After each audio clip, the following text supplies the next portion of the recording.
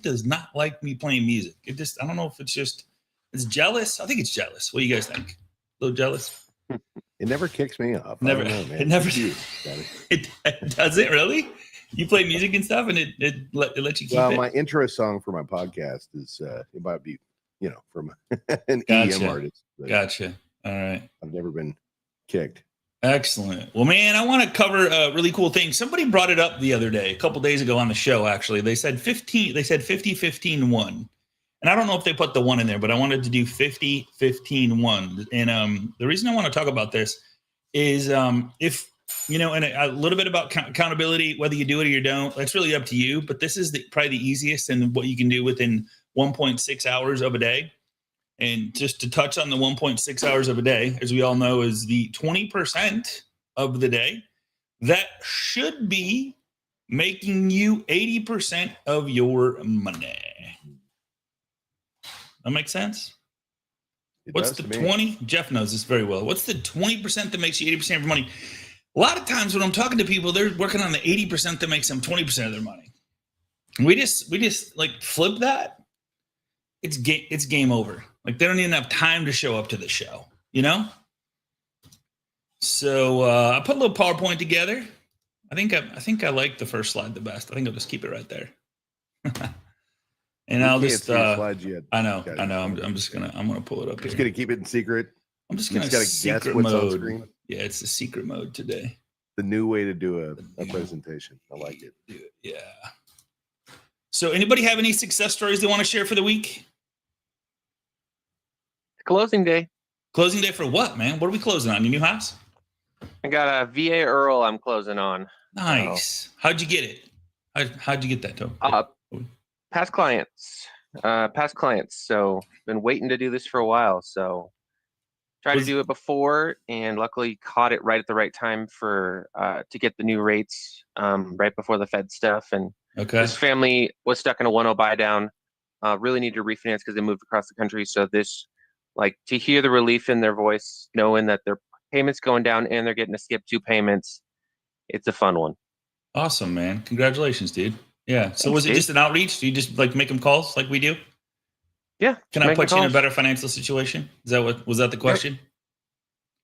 The question was, hey, do you want to get that thing going that we were doing back in June that blew up? Okay. That was the question. All right. Okay. Cool. Fair enough. But still, better financial situation. So, like, it was worked. A better financial position. Yeah. Well, you didn't forget, right? That was back in June. And here we are in October. I was almost at September, and you were still communicating with them. So, how did you remember to call them? So, how did you remember that conversation, or was it just a fluke that it came up on your phone or computer? Like, what'd you put in there? A lot of it is I have my. I can go through my CRM and I can go through Encompass and see old files. And I really like what Ferris kind of teaches. It's like, look at your last 120 days. And basically for me, it was just looking for good VA ones that were coming up because my VA and FHA were looking good in rates. So kind of been lucky that I'd done a little bit of work to organize my database. Yeah. And like, I just had some calls that were all lined up and it worked. Good. Love it, dude. Love it. What I just heard, Scotty, is that a lot of the times the business that we're looking for, we already have. That's where this kind of comes into play. It's funny that we're bringing this up, right? Yeah, it's like we don't need. I did this presentation on Tuesday in front of 10 people, agents, 1 LO, and I said there's a book called The Power of Who. I have it on my bookshelf. It's called The Power of Who. You don't need to read it, but here's what it says: you already know enough people. And the study was done where he was trying to connect, engage, interact, help 5,000 people. And he's like, man, my business isn't growing. It's not growing. And he's like, I'm going to focus on my VIPs on my circle. And the Dunbar report that I showed yesterday showed that we can physically, mentally take care of about 150. And then I broke it down to even smaller than that, like the law of 23. And then I talked about how it's like 12 to 15 that we talk to on a weekly or monthly basis. Think about this. So if we're not staying in front of one person, we could potentially be losing 12 to 15 opportunities times. Like you keep timesing it. So it's pretty insane. Devin's drawing on my stuff here, man. I like it. All right. So 15 touches, 15 conversations, 1 deal. So here's the thing. And this is the question I want to ask right up front. if you do 15 touches, have 15 conversations, and don't get a deal, did you fail? No. Right? Why do we put such hard stipulations on ourselves that if, man, I'm going to either disappoint somebody, disappoint myself, if I don't get it, I want someone to hold me accountable. And then so all these things are emotions of ours. Have you guys ever done the 50 touches, 15 conversations and not get a deal, but the next day you get 2 or 3 or 4? Or you have 50 touches, 15 conversations, and you get 3 or 4 deals? I've been there, done that, right? So that's exactly what I did yesterday. Yeah. Tell me about it, Brian. 2 offers out, which is pretty good. Awesome. Congratulations, man. Good job. Good job. So this math problem that you're seeing here is what a customer sees when they're going through a mortgage application right here. This is what they see. So I'm just having a little fun there. This is what they say. All they care about is the That's payment. why they need your beautiful mind to figure it out. That's You've got to create less confusion. Hey, real quick, Scotty, before you get started, Kobe David was asking, what rate did you use for that client that you Good point. served? 5.625. I had to eat a huge concession. But I had him at 6.125, pulled him down at 5.625. And I imagine that you probably won't get any referrals from that customer for getting never 5.625 in today's market. Yeah, five's a big deal. Five's a big deal. So this is pretty basic, guys. And some of the stuff I talk about on a daily basis, weekly basis, I'm going to sound like a broken record, but I'm going to try to put it in different ways that maybe I hear it or I heard it, or maybe you're at the right time to hear something that clicks. And I love the text messages and emails and different messages I get. Like Kobe called me laughing one day and he's like, dude, that script was just too easy. I just got 2 deals. Him and I were calling some agents in Texas talking about a really cool program we have. And he's like, oh my God, she's literally hooking me up with one of her clients right now. We never talked to her before. So 50 touches, 50 conversations, 1 deal, predictable success. If you do it, and I'm going to talk about how you can do this on the weekends too. If you want to literally touch 50 people on the weekend, not necessarily have 15 conversations over the weekend, but why not keep the train rolling, keep the wheels on the car? So simple daily work in just 1.5 hours a day. Why it works: focus only on what matters, touches and conversations. A lot of people post, run ads. I'm not against ad. Brad and I fight about this every time we talk, because I always go against my buddy Brad. He's like, you got to run ads. Budweiser, they run ads. They sell beer every day in every city in the country, but they still run ads. I'm like, okay. But if we're not doing the basics, are they going to see you and remember you? If it's 6 months ago, 2 years ago, 3 years ago, 4 years ago, is it even going to click? And here's the crazier part. If you stay top of mind, might they hear you or see you when they're not looking to buy or sell? They might not. But man, when that reticular activator, does anybody not know what that reticular activator is? This is a big deal. When it kicks in, you can't turn it off. Now you're top of mind and visible. So consistency compounds, daily effort equals daily deals. No one else can track it for you. You have to just have a CRM system, an Excel spreadsheet. I used an Excel spreadsheet forever, and I would just color code it. Called these 10, called these 20, called these 30, and I would yellow bar where I left off. Next. There's a person on here that I used to work with every single day, and she knows I used an Excel spreadsheet when I was calling people. I would pull up my Excel spreadsheet and go, here's where I'm at on the list of 1,000 people that I'm calling. 1.5 hours a day keeps the pipeline full. I don't think about this. Devin, Kobe, Brian, Jennifer. If you were to connect with, outreach, touch, communicate, have conversations with 50 people per day, 250 per week, 1,000 per month, minimum, might you have more opportunities or less opportunities? More.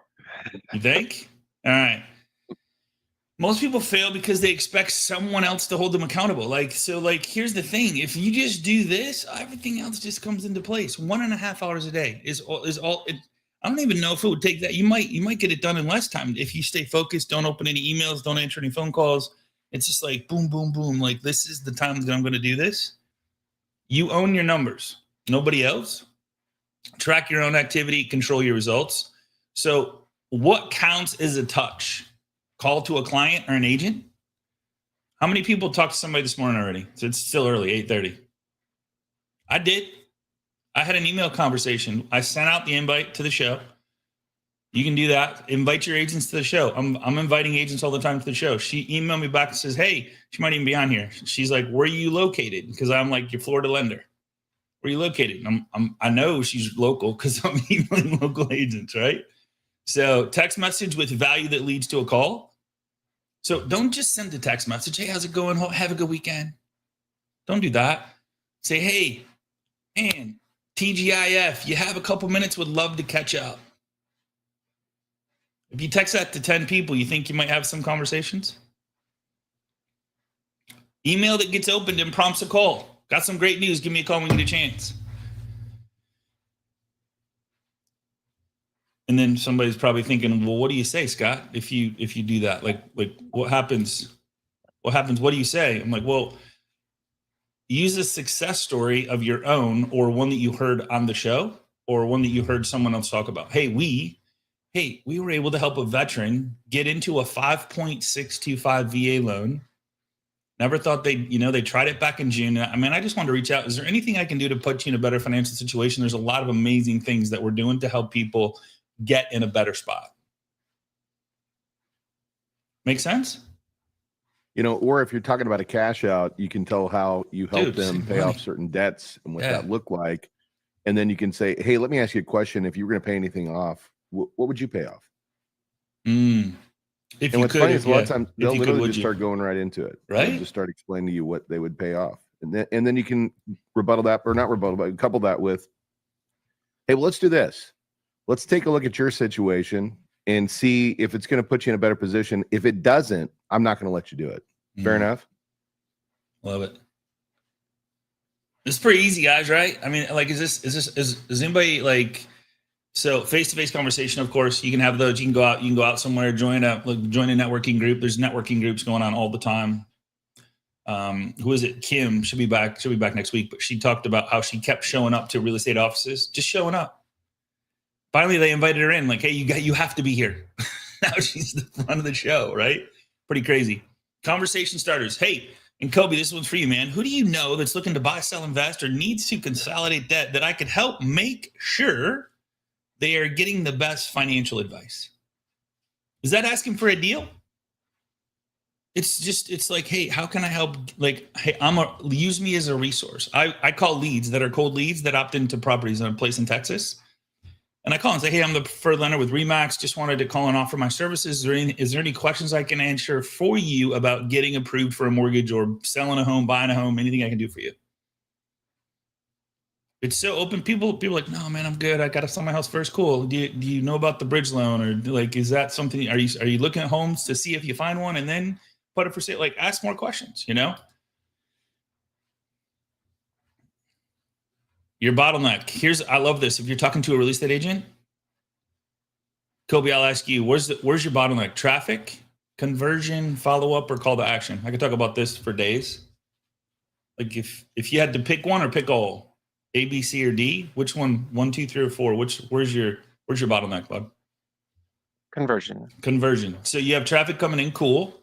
Where's your traffic coming from? See where I kind of go, like, see where I keep asking questions? Like, where's your traffic coming from? Cool.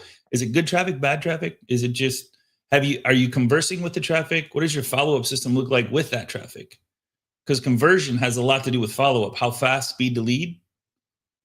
And then are you asking the conversations you're having for the business? Are you listening, not just trying to think about what to say, but are you asking like deep questions? Why'd you opt into that property? What's going on? Oh, I had to opt in. I hear this a lot. I had to opt in. So here's a good lesson. So yesterday I made like 50 calls to leads, and a lot of the conversations I had were, oh, I had to log in to get the information or see the house. I'm like, oh, that's cool. Awesome. So when are you looking to buy your next home? 6 months, 12 months, 24? Oh, I'm not. I just want to see that house. Okay, cool. If you did find the home of your dreams, like, oh my God, this is it, would you buy it? I just keep going until they tell me to beat it. And it turns into great conversations. What's your number one challenge in this market? Easy question to ask. Ask anybody, anything. Any business, like most of the stuff I talk about works for every business on planet Earth, mom and pop shops. It's number one challenge, getting people in the door. Okay, let's talk about it. What are you doing to let people know you even exist? As an agent, as a loan officer? How's your pipeline looking this month, next month? Are you doing anything to solidify your numbers for December, January, February? Because knowing whatever you do now is priming the pump to put people in the pipeline to catch them in that reticular activator phase, to get them to start thinking about buying, selling. Man, because as soon as they start thinking about buying, selling, investing, whatever they think about doing, they're going to see every for sale sign. They're going to hear every conversation. They're going to see every ad, everywhere, every TV, everywhere. What would one extra deal mean for you right now? So there's just a couple conversation starters. Easy, right? And you can use all of them or some of them, or pick and choose, whatever you want to do. 1.6 hours. So here's the cool thing. So here's the kind of the warm up, 10 minutes, warm up, touches, text, emails, just kind of getting the vibe. Turn everything off, turn all your alerts off, turn everything off. 10 minutes, warm up, touches, text, emails. Just start texting people.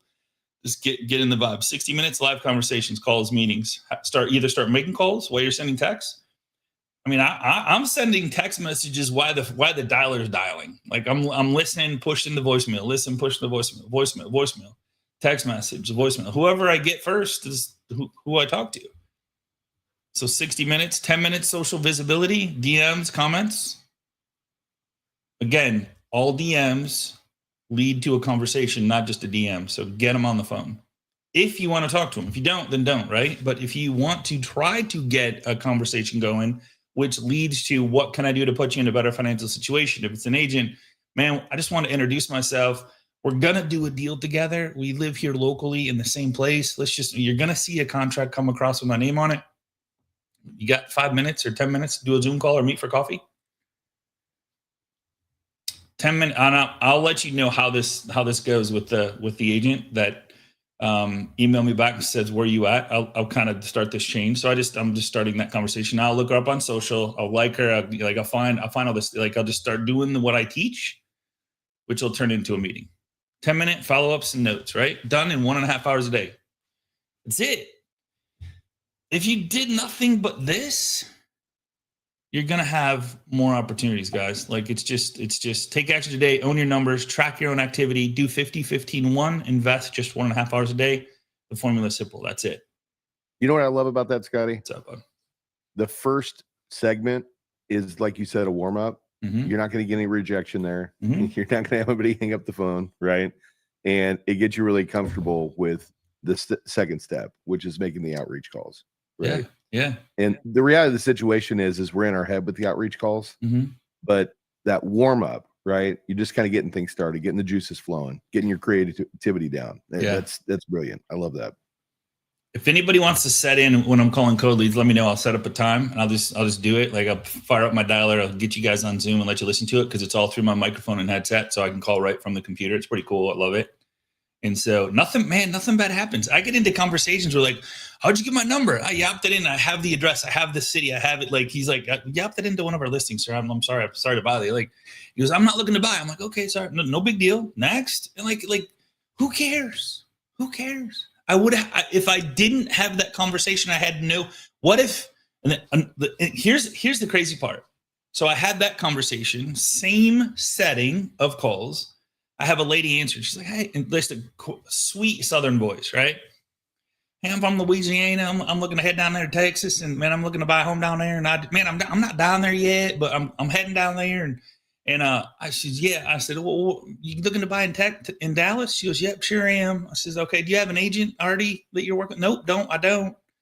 And I said, man, if somebody could call me back today after 4, that'd be greatly appreciated. I'm like, okay, how much you looking to spend just so I can get the right person? And she's like 700 to 1.5 million cash.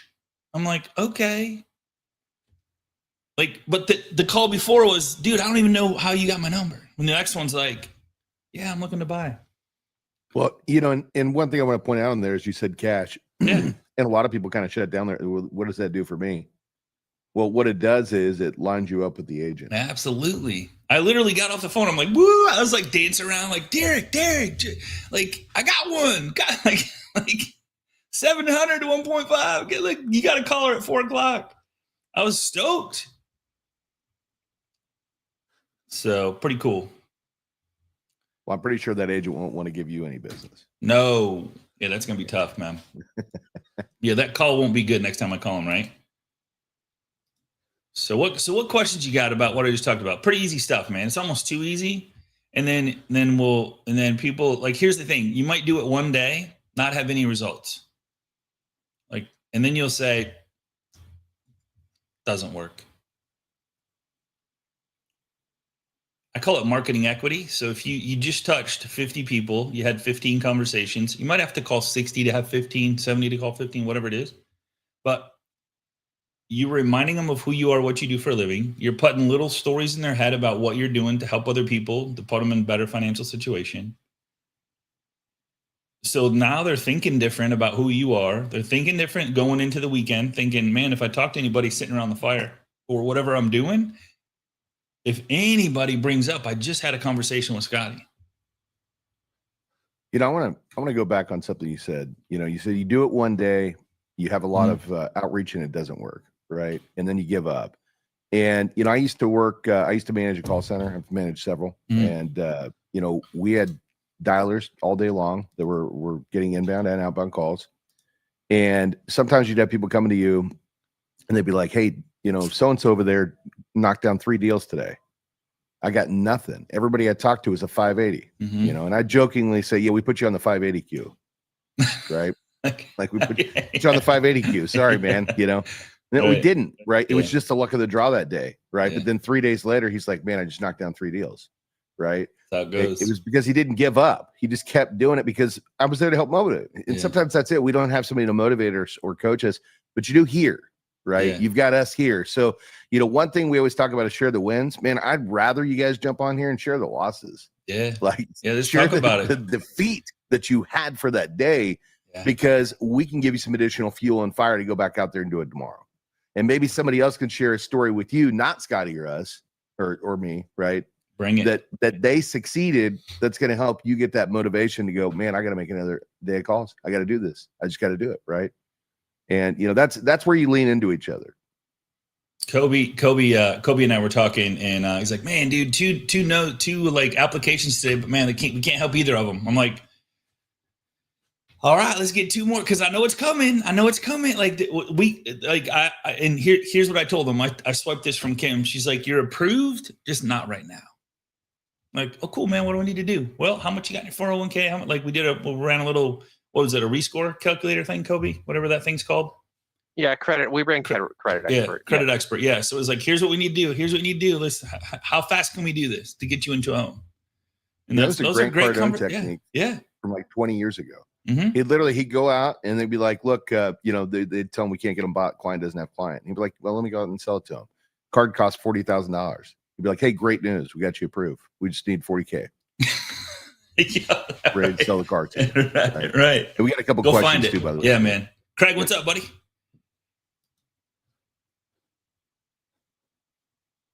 Yawanda. Yeah, I think he's got some. Yawanda, what you got? He's looking for the button. Oh, he's looking for the button. Is he? I can see it. Oh, maybe the button's working. It's interesting that you bring up this conversation because a lot of times, for me, I don't know, maybe I'm just lucky. Business falls my hand, but I don't think it's luck. I think I outwork most people. And if people are around my shop and see me, their jock strap would be around their nose and go, "Well, I can't do that." And I'm probably twice as old as most of the guys. But the point being is that, Devin, I think you're right. It comes down to numbers. You got to keep at the task and keep at it. We always say you can't have that smiley face. You have to have that smiley face on it. This is what you do for a living. So what's your return if you don't go do this? You're going to go sell shoes? Yeah, right. Good point. Be a roofer in 100-degree weather and just like. Right. So go broke. This is a profession. And certain states have changed the rules lately where we have to get a different license of that, and people are griping about it. I'm embracing it. I'm saying, good. Now there's some more education to be more of a profession. Mm-hmm. We don't need more loan officers. We need more loan officers that take this as a craft, really study this, and then are up at 5 o'clock or 5:30 in the morning, wherever they're at. It's, I don't know, it's about 6 o'clock here probably. But the point being is take this as a serious business. I think people are looking for more of a handout. I just got back from France. In France, taxes are like 60%. And you should see the homelessness and the crap that's going on. That's really destroying the country. Wow. But the point being is this is that this is a business. So treat it as a business. So let's flip the narrative. Let's say you're buying a franchise. You're buying a McDonald's franchise. You have to show a certain net worth just to acquire a franchise, just to even get an interview. In that interview process, they put you in a store. And you have to do everything from cleaning the potty to writing the flyer to the fryer to working with the clients in there. And they observe you to see how you are. And if you check the boxes, then you have the opportunity of buying a franchise. Interesting. And I think that, Scotty, you talked with the guy you were talking about earlier about credit. You didn't know really what credit expert was. That's okay. Right. Yeah. Doesn't have to be an expert on figuring out the 1003, figuring out debt ratios. Nope. Kobe does. Scotty and Devin are experts in calling and communicating. Amen. There's plenty of processors and other people that can help on the scenes. But if you're a good communicator and you're staying on it, your task is day in and day out, then you're fine.